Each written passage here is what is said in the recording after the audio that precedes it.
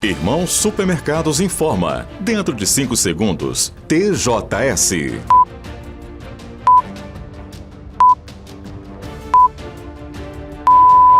Olá, boa noite. Geraldo Ratão celebra 67 anos com festa marcada por homenagens, presença de autoridades e valorização de Caratinga. Exatamente, não é propriamente um lançamento, é que já é hábito de todo aniversário a gente costuma oferecer ao mercado um presente. E estamos entendendo que nos 67 anos nós estamos fazendo agora o pré-lançamento do Recanto da Mata, que será pelas próximas décadas um dos melhores condomínios da nossa cidade. União Rodoviários chega às semifinais e busca apoio para levar o nome de Caratinga à final do Campeonato de Engenheiro Caldas. Da elite de Ouro Preto ao protagonismo de Tiradentes, a face popular da Inconfidência Mineira. Panteão no Museu da Inconfidência guarda a memória dos inconfidentes em Ouro Preto. E veja ainda, série de reportagens sobre a BR-381, a realidade e o medo de quem vive às margens da rodovia.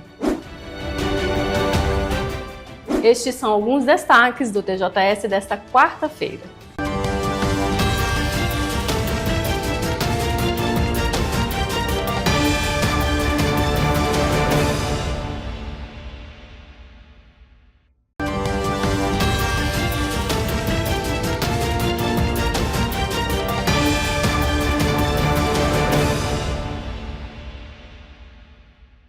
O Recanto da Mata em Caratinga recebeu uma comemoração especial em homenagem aos 67 anos de Geraldo Ratão, empresário e proprietário da Carvalho Negócios Imobiliários. A celebração reuniu amigos, familiares, convidados e autoridades locais. Conhecido por sua forte conexão com o município, Geraldo Ratão sempre valorizou o desenvolvimento de Caratinga, incentivando projetos e fortalecendo laços com a comunidade. Na ocasião, foi apresentada a segunda etapa do projeto do Recanto da Mata 2. Disseram que não ia dar certo.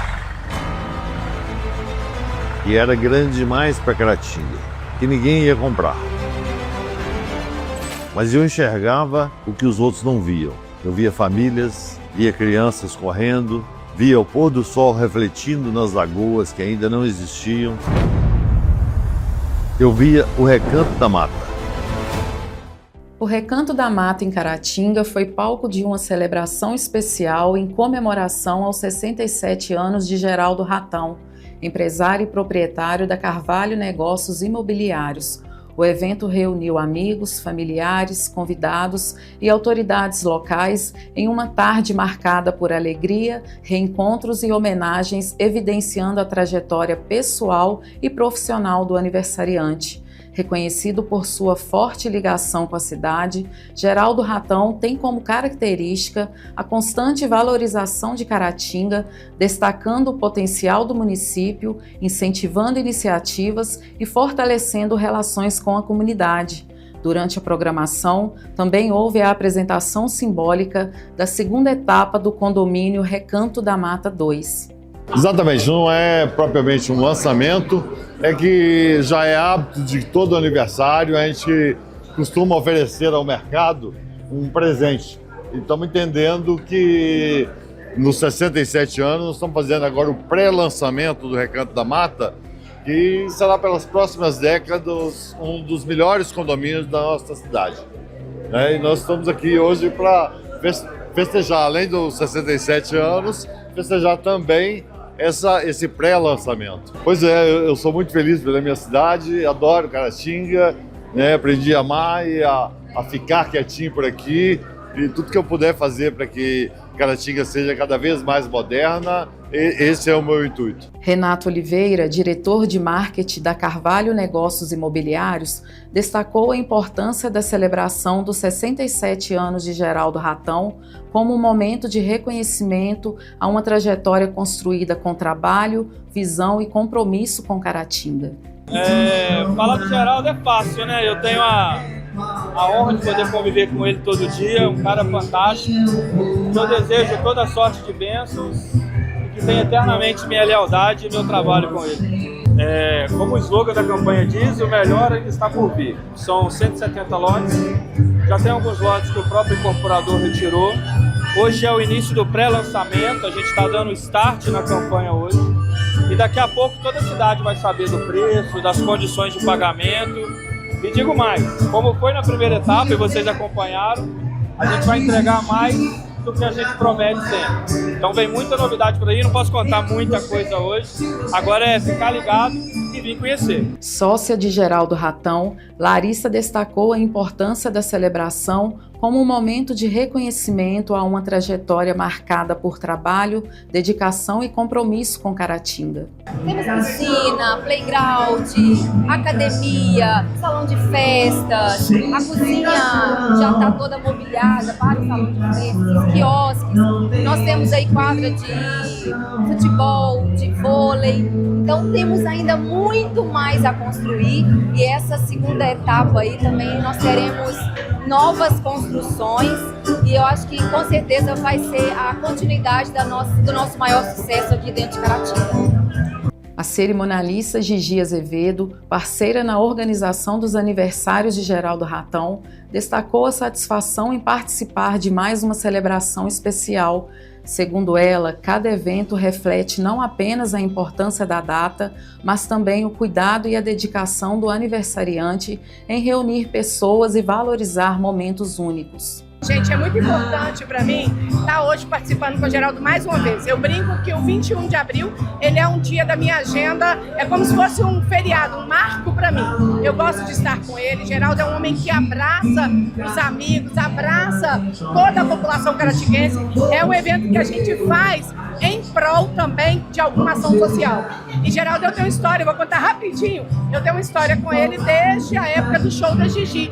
Quando a gente fazia show para a associação comercial, Geraldo já era o presidente e ali ele me ajudava e a gente buscava soluções para ajudar creches, sempre teve essa preocupação.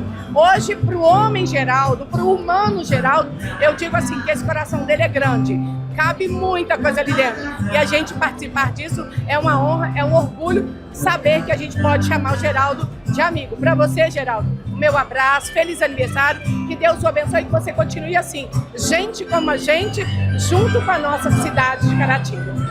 Recanto da Mata, o melhor ainda está por vir. O time União Rodoviários conquistou a vaga nas semifinais e agora enfrenta um desafio fora de campo. Conseguirá apoio financeiro para continuar no Campeonato Regional de Engenheiro Caldas 2026. Representando Caratinga, a equipe mobiliza a comunidade em busca de patrocínio. O treinador Dedéu fez um apelo para que a cidade acolha o time que segue levando o nome do município rumo à grande final. Depois de uma trajetória marcada por dedicação e superação, o União Rodoviário segue firme na disputa, mas precisa de recursos para avançar. O treinador Dedéu destacou que o apoio da população será essencial nesse momento e pediu que Caratinga abrace a equipe que está representando a cidade e lutando para chegar à final da competição. Nós estamos aí, abraçando a causa do União Rodoviários para essa competição em Engenheiro Caldas, onde a gente recebeu o convite do secretário Henrique, um grande amigo meu, e a gente está numa fase bacana de semifinais da competição.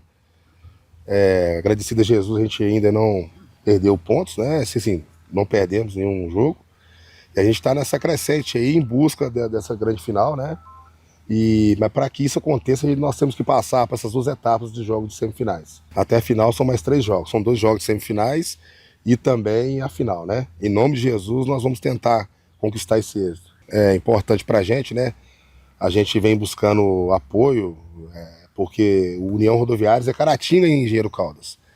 A gente precisa abraçar essa causa pelo futebol, pelo esporte, Até mesmo aproveitando a oportunidade, a cidade de Caratinga tem uma situação agradável que pode nos ajudar. É o único time que está disputando essa competição fora, A gente precisa ganhar alguns recursos, financeiro, porque tem despesa de logística, tem alimentação, tem também hotel, e tem medicação, tem deslocamento. Então seria bom a gente aproveitar esse momento, apenas 2 jogos decisivos para a gente chegar até essa final, e podendo chegar nesse terceiro que é a final, a gente chegaria a mais recursos para que isso possa dar tudo certinho lá na frente. O pessoal de Caratinga e as empresas, A gente está aqui, União Rodoviários. Nós temos uma organização aqui para que nós possamos esclarecer, deixar tudo transparente, né? A gente fechar isso aí com êxito total. Na verdade, tem o Instagram do time, né? O REC. E também tem uns contatos também. Tem meu Instagram, tem o pessoal da torcida também organizado também, que mantém o contato através do Denilson, né? Que é um dos responsáveis. E a gente está passando aí também o contato também. Pode chamar lá no Instagram, a gente conversa, né? E importante frisar também, nós devemos abraçar essa causa. Hoje, no momento, o UREC é Caratinga e Engenheiro Caldas e vão para cima lá para a gente fazer uma grande festa. O secretário Odiel de Souza destacou o orgulho pela classificação do União Rodoviários e reforçou a importância do apoio da população e parceiros para que o time siga representando Caratinga rumo à final. Na verdade, a gente está apoiando, né, principalmente onde tem representando Caratinga nesses regionais aí, igual no caso de Engenheiro Caldas, a gente vai fazer o possível e o impossível para ajudar esses times. Nós somos limitados, né, a secretaria, a prefeitura é limitada nessas questões, mas da medida do possível nós vamos poder ajudar, né, a fazer a história desse time, a história de Caratinga, que é o nome da cidade também que está indo na região. Acreditamos que nós lá da secretaria vamos fazer um possível e impossível para ajudar não só o rodoviário, mas todas as agremiações, os postos que estão aí representando a Caratinga, né? Na medida do possível nós vamos poder ajudar. A vereadora Zelinha Gomes destacou a importância do União Rodoviários para o esporte de Caratinga e reforçou o pedido de apoio da comunidade, ressaltando que o time representa a cidade e merece incentivo para chegar à final. Olha, é um chamado que eu estou pedindo aos empresários de Caratinga que entrem nessa causa junto com a gente. O time do rodoviário está aí, está na semifinal, está fazendo um bom trabalho. Olha como é que o campo está. Hoje, o rodoviário virou referência no esporte em Caratinga. Então, eu quero pedir vocês, empresários, junte com nós, vamos nessa causa, ajuda os meninos, que eles precisam disso. As famílias do Santa Zita precisam dessa ajuda suas. Com histórias marcadas dentro de campo, Elvio Salles, de 68 anos, e Ailton José da Silva, de 61 anos, que dedicaram cerca de 30 anos ao time, destacaram a importância do União Rodoviários para a comunidade. Eles reforçam o orgulho de ver a equipe nas semifinais e pedem o apoio da população para que o time continue fazendo história e representando Caratinga na grande final. Inclusive, hoje eu sou presidente do rodoviário, entendeu? É uma honra para mim participar disso, porque meu pai foi presidente, o pai do Ailton foi presidente. Então, nós nascemos no futebol aqui no rodoviário. Isso é a nossa base de vida. Família. O rodoviário é uma família. Então, é uma honra a gente participar disso. Eu ver o apoio agora da secretaria, o pessoal da prefeitura dando um apoio muito grande. Isso aqui não podemos deixar, porque depois surgiu o Denilson, que vocês vão entrevistar depois. O Denilson veio aqui para a nossa equipe, a nossa família. Depois que esse rapaz chegou aqui, o rodoviário se tornou isso aí que você está vendo. Hoje o nosso gramado não perde para ninguém da região. E nós temos um prazer enorme de ter nascido nas bases do rodoviário aqui, viu? A importância é ir do que ele disse, né? Tudo que veio aqui, veio acrescentar através do Denilson e essa história que está dando uma continuidade e graças a Deus, tudo que está acontecendo de bom que está tendo aqui faz parte do que nós queríamos há 30 anos atrás. Então, com certeza, ultimamente vai ser uma das melhores equipes representantes que está tendo ultimamente, né, na região, apesar de ser a única. No próximo bloco, o 21 de abril relembra a Inconfidência Mineira.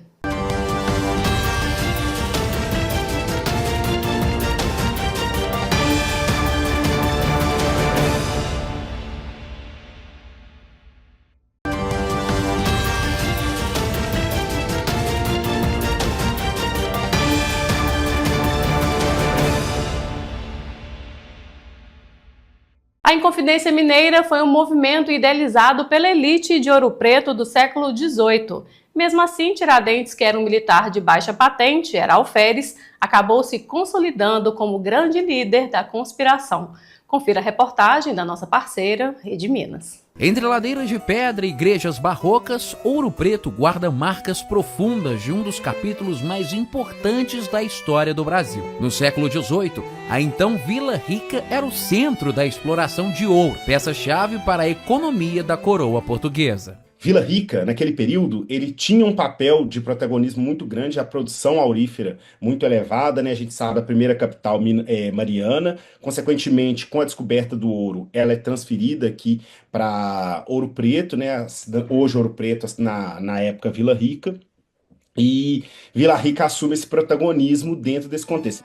A intensa cobrança de impostos, como o quinto e a ameaça da derrama, provocaram insatisfação entre a elite local. Inspirados por ideias iluministas vindas da Europa e pela independência dos Estados Unidos, um grupo passou a planejar a separação da colônia. Interessante a gente pensar porque é um movimento de elite. A Inconfidência Mineira, ela tem articulação ali, o Tiradentes não era a figura mais abastada, mas eram nomes ligados ao governo, eram o que a gente chama de hoje ilustrados do período, eram homens letrados, então assim, todos eles ligados a grandes nomes lá de Portugal, né? Alguns deles provenientes da Universidade de Coimbra. E o que é uma questão muito forte? A crise aurífera, né? Essa produção aurífera, ela vai escasseando ao longo dos séculos.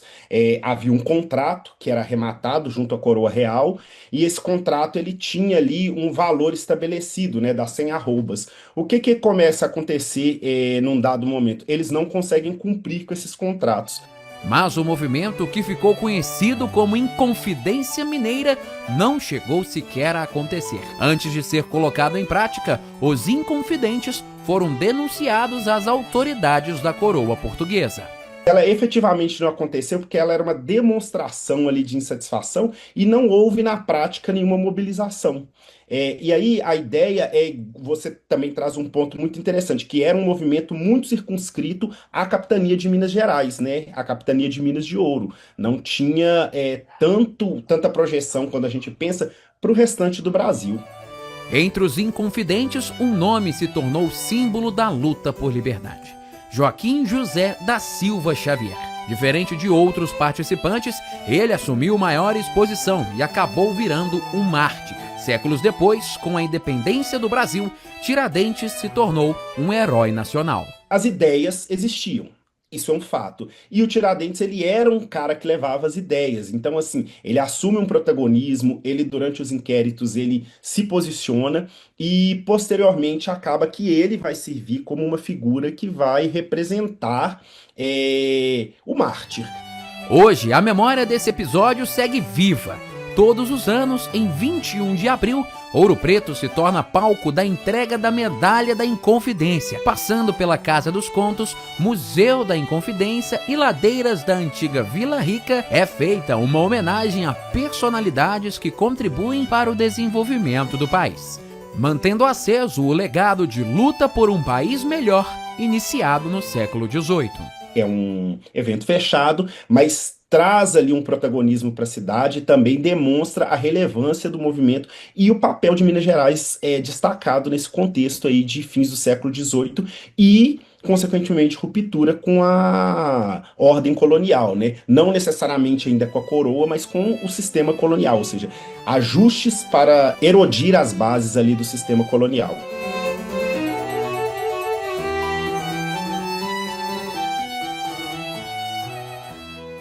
Localizado no Museu da Inconfidência, no Centro Histórico de Ouro Preto, o Panteão abriga os restos mortais e lápides de figuras marcantes da Inconfidência Mineira, como José Álvares Maciel, Inácio José de Alvarenga Peixoto e Tomás Antônio Gonzaga. Panteão é um templo dedicado aos deuses e também um monumento para sepultar personalidades ilustres de uma nação.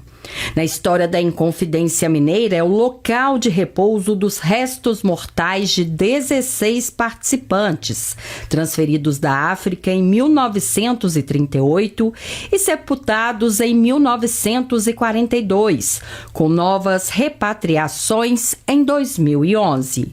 Situado na antiga Casa de Câmara e Cadeia, o local homenageia os heróis da revolta. Um local onde você vai vivenciar, experimentar o que foi um pouco da nossa conjuração mineira. E isso é fundamental do ponto de vista da nossa identidade, da nossa história, da nossa cultura.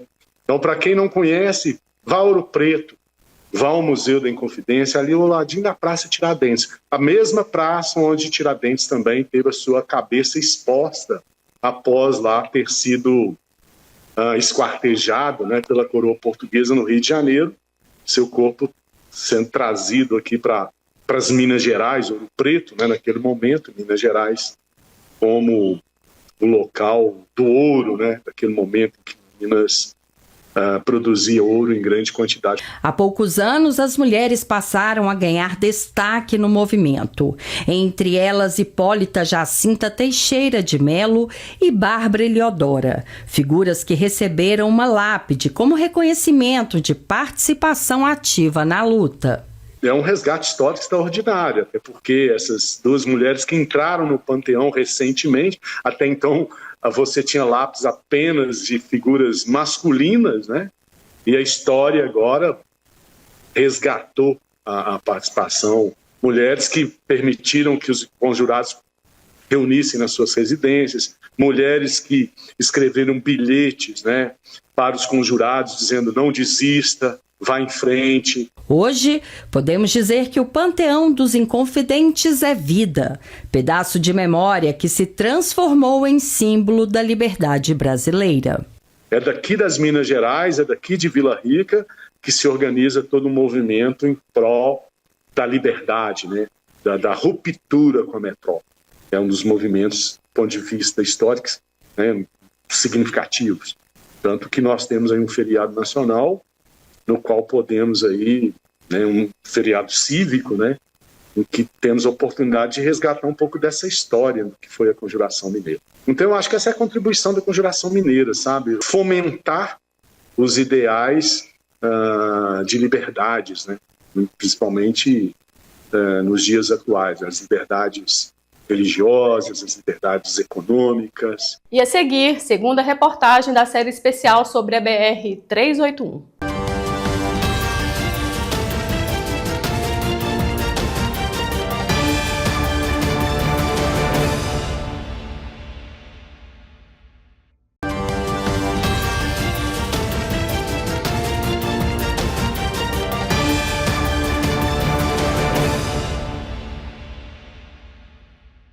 A TV Sistec, em parceria com a Rede Minas, exibe hoje a segunda reportagem da série 381, a Rodovia da Espera, mostrando a realidade e o medo de quem vive às margens da estrada, como os moradores da Vila da Luz, na região noroeste da capital, que enfrentam os riscos do trânsito intenso enquanto lutam pelo direito à moradia.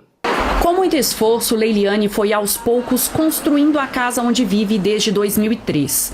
Por causa do córrego que passa na parte de trás da residência, precisou fazer muitas obras para evitar o desabamento. Como se não bastassem os tantos desafios da vida, ainda convive com um perigo constante, 24 horas por dia. Leiliane mora às margens da BR-381 e veio para cá quando não tinha onde viver. Quando eu vim para cá, a vila já existia, mas foi aonde eu consegui me reestruturar, né? Desempregada, com 2 filhos para criar, não sabia o que fazer. E foi aonde eu consegui ter uma moradia. Ao longo do tempo, muitas pessoas encontraram abrigo na Vila da Luz.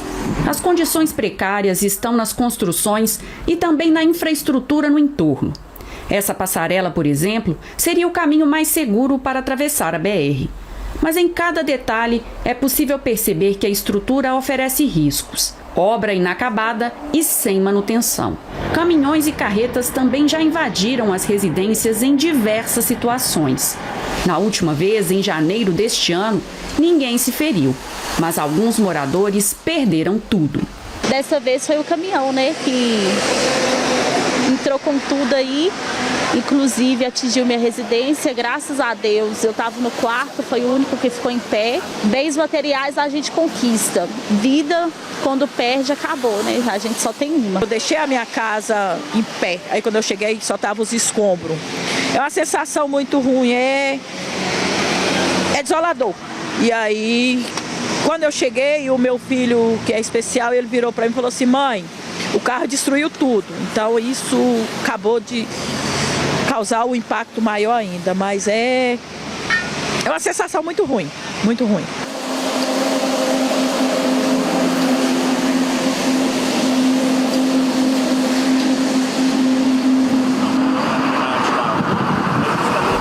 avanço do projeto de duplicação da BR-381, a Vila da Luz entrou no mapa das intervenções prioritárias. A comunidade está localizada no anel rodoviário de Belo Horizonte, trecho urbano da rodovia federal, na região nordeste de Belo Horizonte. Para abrigar a expansão das pistas, será necessário desapropriar a área. O caso da Vila da Luz representa um desafio comum em grandes obras viárias no Brasil. É preciso atender à urgência por melhorias de infraestrutura e aumento da segurança dos motoristas.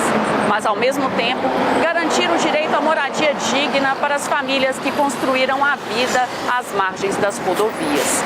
Para se ter uma ideia, aqui na Vila da Luz vivem 500 famílias cercadas, de um lado pela 381, do outro pela BR-262. Olhando o mapa, fica ainda mais fácil ter uma ideia da localização. A alça de uma das rodovias passa inclusive por dentro da vila. A desapropriação, travada por mais de uma década, ganhou novas perspectivas em 2025.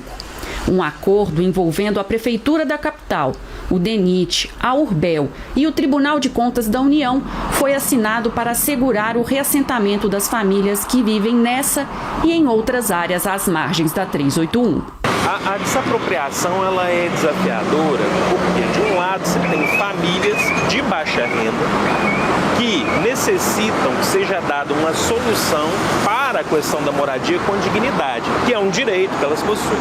De um lado, eles alegam que é muito caro, e do outro, as famílias normalmente não costumam concordar com os valores das indenizações pecuniárias que são oferecidos. Esse é um dos principais entraves. Cerca de 2.000 famílias moram às margens da 381 em Belo Horizonte. Todas devem ser reassentadas em uma área pública de 2,2 milhões de metros quadrados, conhecida como Fazenda Capitão Eduardo, localizada entre o Rio das Velhas, o Ribeirão do Onça e o conjunto habitacional Paulo VI, na capital mineira.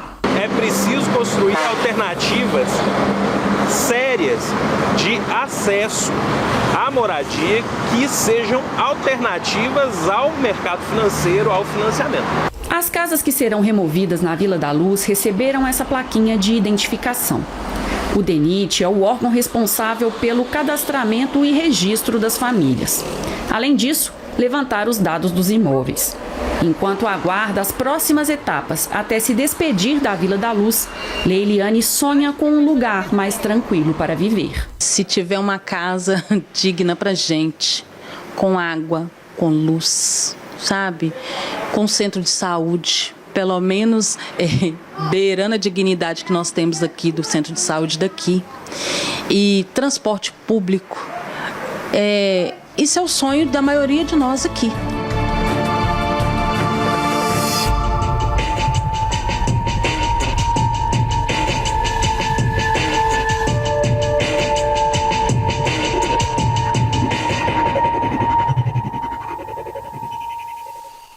Uma despedida que comove. Morreu aos 11 anos o Thor, cão do Corpo de Bombeiros Militar, que marcou a vida de muita gente com ações de resgate, visitas a hospitais e até doação de sangue. Quando a gente fala do Thor, a gente nem precisa ir muito longe para dizer que era um cão de batalha, um cão dócil, carinhoso e por onde passava deixava felicidade, alegria, principalmente entre as crianças e os idosos. Mas no dia 12 de abril, aos 11 anos, o Thor morreu devido a problemas de saúde. Um domingo de muita tristeza, de muita comoção. O Thor, ele acompanhou os militares de Uberaba, no Triângulo Mineiro, por muitos anos, viu? Ele participou de visitas solidárias e também de ações em hospitais e lares de idosos. Ao longo dessa vida toda aí, o Thor realizou mais de 14 doações de sangue em um hospital veterinário para ajudar outros cães que necessitavam de sangue. Após deixar as atividades, Pedro, o Thor passou a morar na casa de um militar que cuidou de um canil até 2021. A partir desta data, o Thor então morou na casa desse militar, onde foi recebido com muito carinho, com muita atenção. As crianças se divertiram muito ao lado do Thor. Agora fica uma presença marcante, a saudade entre os militares e principalmente para quem conhecia o Thor. Fica aqui a lembrança de um cachorro dócil, querido, que fez muitas ações lá em Uberaba, no Triângulo Mineiro. Eu volto com você aí no estúdio. O TJS desta quarta-feira fica por aqui. Uma ótima noite e até amanhã.